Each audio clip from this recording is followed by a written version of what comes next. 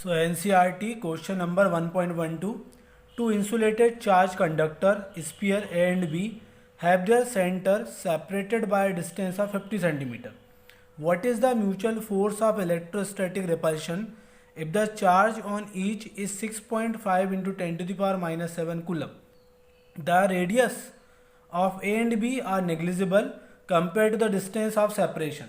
So what is the force of repulsion if each sphere is charged double the above amount and the distance between them is half? मतलब हमें क्या क्या given है, हमें given है the distance between the two charge is 50 centimeter. So R equals to 50 centimeter. The unit must be in SI system, so converted into the meter. So 50 into 10 to the power minus 2 meter.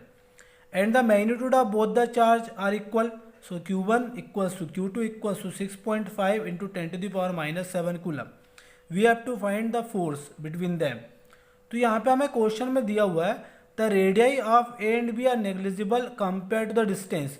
Means जो size है conductor का, जो sphere का size है, वो उसके distance के comparison में बहुत ही ज़्यादा कम है, मतलब नेग्लिजिबल है.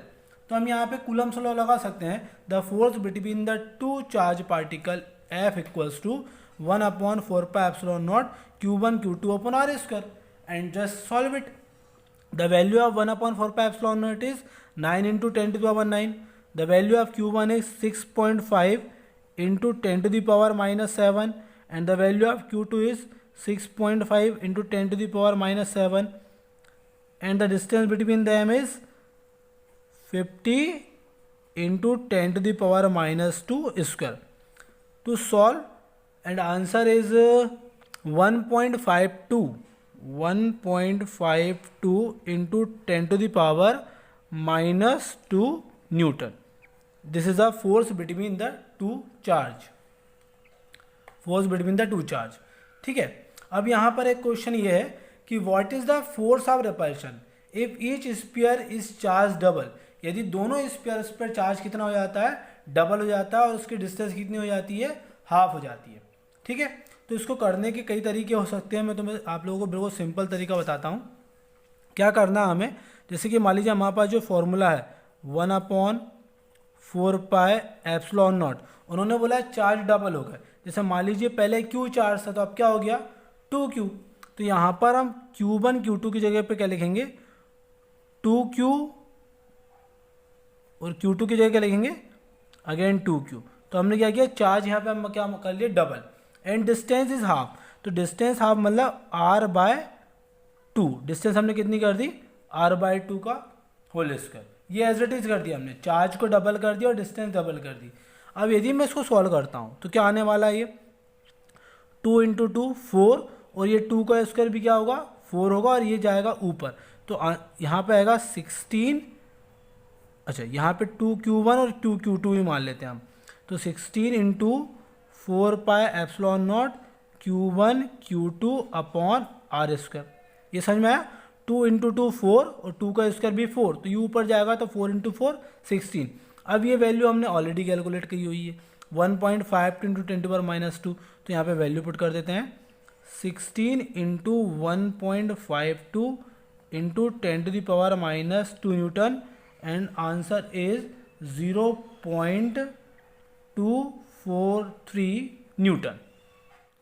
So question number 1.13. Suppose the sphere A and B in question number 1.12, मतलब ये लास्ट क्वेश्चन से रिलेटेड है, have identical size. A third sphere of the same size but uncharged is brought in contact with the first, then brought in contact with second, and finally removed from both. What is the new force of repulsion between A and B?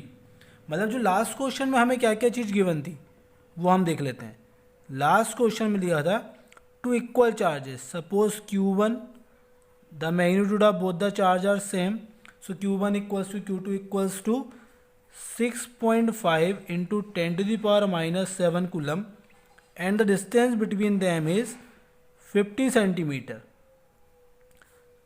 और 50 into 10 to the power minus 2 metre. यह हमें last question में given दिया हुआ है. अब उन्होंने क्या बोला है कि यदि 3 चार्जेस है, मान लीजिए A, B एंड C. जैसे कि मान लीजिए 3 चार्जेस है A एंड B, ये दोनों ही चार्ज हैं और एक तीसरा हम लेकर आते हैं चार्ज। उस तीसरे वाले जो कंडक्टर है जो कि अनचार्ज है उसको पहले ए से टच कराते हैं, फिर उसके बाद बी से टच कराते हैं और उसके बाद फिर दोनों उसको सेपरेट कर देते हैं। फिर हमें निकालना है ए और बी के बीच में लगने वाला फोर्स। तो कैसे करेंगे उसके पहले हम इसको पहले समझ लेते हैं। एक एग्जांपल से समझाता हूँ मैं आप लोगों को। जैसे कि मान लीजिए दोनों चार्ज के ऊपर 20 कूलम और 20 कूलम का चार्ज है दोनों कंडक्टर के ऊपर। अब यदि मैं एक अनचार्ज कंडक्टर लेकर आता हूँ पहले ए के पास, तो क्या होगा, क्योंकि दोनों का साइज सेम है तो ये चार्ज इसमें रिडिस्ट्रीब्यूट हो जाएगा। मतलब चार्ज कहाँ से, ए से सी में ट्रांसफ़र होंगे।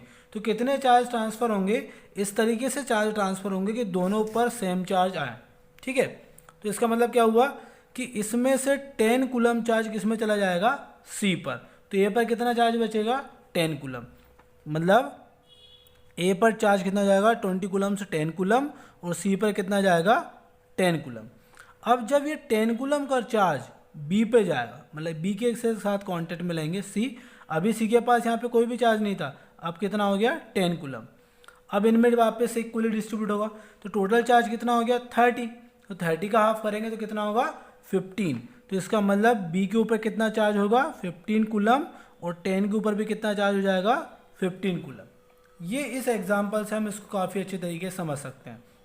अब फिर से एक बार, जैसे कि मान लीजिए ए था, हम उस पर मान लेते हैं, और बी, दोनों पर इक्वली चार्ज है, ये हमें क्वेश्चन में गिवन है। हम मान लेते हैं दोनों पे कितना चार्ज है, क्यू और क्यू। अब एक अनचार्ज कंडक्टर पहले हम ए के साथ कांटेक्ट में लेकर आते हैं, तो ये जो क्यू चार्ज है ये इक्वली डिवाइड हो जाएगा। मतलब हाफ हो जाएगा ए पर और हाफ हो जाएगा सी पर। ओके, अब इस सी को मैं कांटेक्ट में ला रहा हूँ बी के साथ, ये बी के साथ कांटेक्ट में आ गया। ठीक है, अब इस टोटल चार्ज कितना है, तो total charge is Q plus Q by 2, ये टोटल चार्ज हो गया। यदि मैं इसको सॉल्व करता हूँ तो ये कितना आएगा, 3q बाय 2, ये टोटल चार्ज है। अब इसका हाफ हाफ दोनों में हो जाएगा, तो 3/3q बाय 2 का यदि मैं हाफ करता हूँ तो ये क्या आने वाला है, ये आने वाला है 3q बाय 4। मतलब b पर भी कितना चार्ज होगा, 3q बाय 4, और c पर भी कितना चार्ज होगा, 3q बाय 4। ठीक है, अब हम c को यहाँ से हटा लेते हैं, तो a पर कितना चार्ज है, q बाय 2, और b पर कितना चार्ज है, 3q बाय 4। अब हम इन दोनों के बीच में फोर्स कैलकुलेट कर लेंगे। तो फोर्स कैसे कैलकुलेट करते हैं, by Coulomb's law. F equals to 1/4 pi epsilon naught Q1 Q2 upon R square. Put the values, 1/4 pi epsilon naught, what is Q1, तो Q A पर कितना चार्ज है, Q by 2, and what is Q2, B पे कितना charge है, 3Q by 4, and distance is R square is as it is. Okay, एक बार इसको सॉल्व कर लेते हैं हम लोग।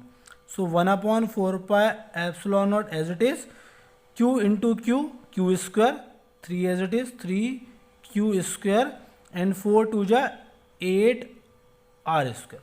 ठीक है, अब just put the values and solve. 1/4 pi epsilon naught, the value is 9 into 10 to the power 9, 3, what is charge, 6.5 into 10 to the power -7 whole square upon 8 into distance is 50 centimetre, means 50 -2 square. Solve and the answer is 5.703 multiply with 10 to the power -3 Newton.